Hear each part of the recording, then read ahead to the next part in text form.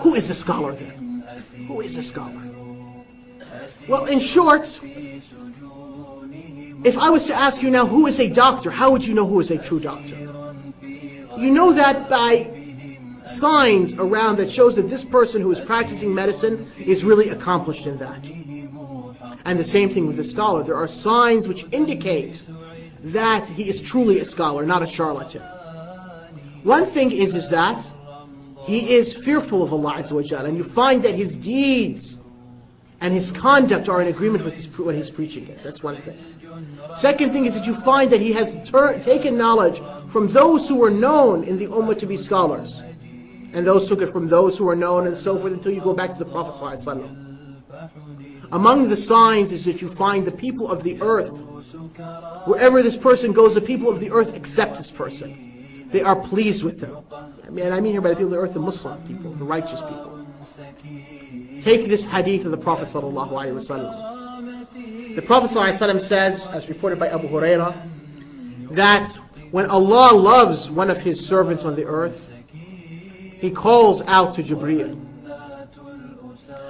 And Jibreel then falls prostrate and then raises his head. And then Allah subhanahu wa ta'ala tells Jibreel that, "Oh Jibreel, I love so and so, so love him." So then the angel Jibreel starts loving this person. And then Jibreel announces in the heavens to the other angels, "Allah loves so and so, so love him." So the other angels love this person.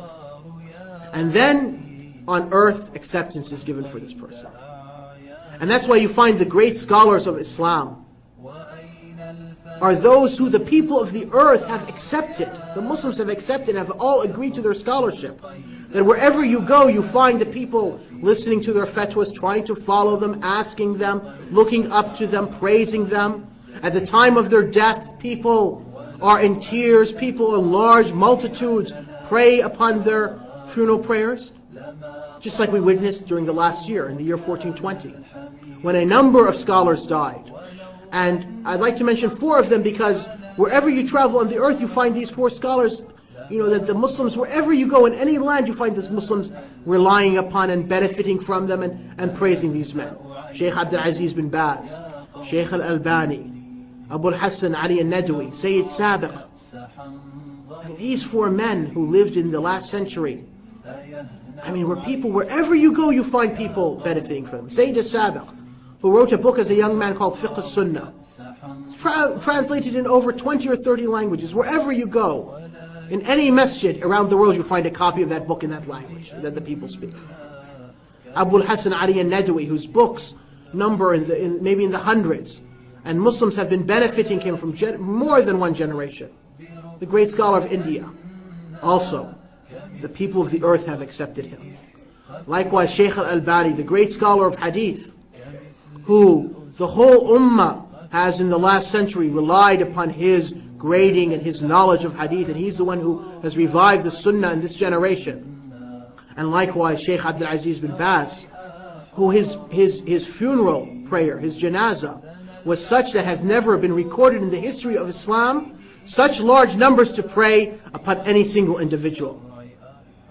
So much so that people throughout the earth were doing Salat al-Ghayb for this person.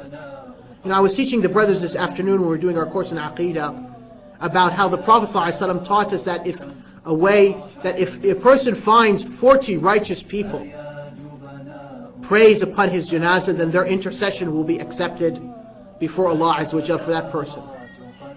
And how we were commenting how any one of us wishes, especially since we are all living in lands of the unbelievers, that if we're afraid that if we die, where are we going to find just 40 people to pray janazah upon our prayer, let alone having 40 righteous people pray our janazah. So how about Sheikh Abdul Aziz bin Baz, who had in Mecca at least 2 or 3 million people who prayed in Masjid Haram for him. They came all over the world just to pray that. And then in city after city around the world, they were praying janazah for him.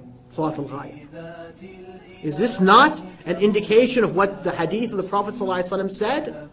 That if Allah loves somebody, then He tells Jibreel to love him, and Jibreel loves him, and then the angels love him, and then on earth acceptance is made for him? Of course this is a sign. If this is not a sign, then what would be a sign? Is it not a sign that Sayyid Sabiq has in every single masjid, in most homes in the world, you find people having a copy of his book, Fiqh al-Sunnah? Is this not a sign that he's been given acceptance on the earth? And what would be a sign? What would be a sign? So, anyway, may Allah subhanahu wa ta'ala show mercy to our scholars. These were just some thoughts about the importance of, not backbiting our fellow Muslims and of course the scholars. And know, and finally, like Ibn Nasruddin al-Dimashqi has said, that whoever attacks the scholars, their flesh is poisonous. In other words, if you backbite somebody, it's like eating the flesh of your brother. But eating the flesh of the scholar has also poison in it to you. And that whoever does this, Allah subhanahu wa ta'ala will destroy him in his religion before his death.